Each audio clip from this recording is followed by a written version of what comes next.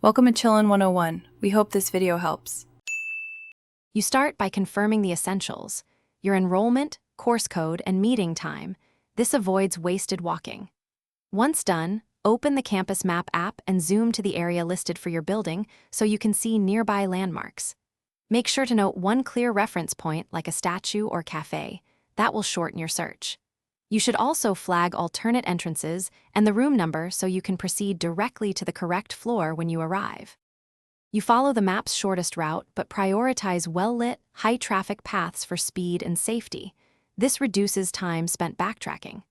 Once at the building, scan for entrance markers and a floor directory to identify the correct wing and elevator or staircase. Then proceed to the floor and corridor indicated, keeping an eye on room numbers.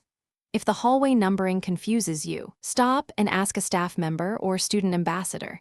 They'll point out the exact door quickly and save you time.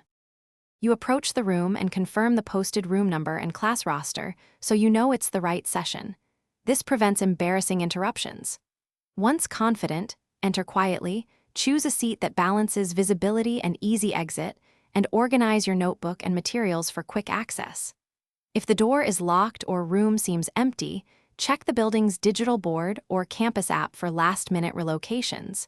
If still unsure, contact administration. Thanks for watching. Consider subscribing if we helped you.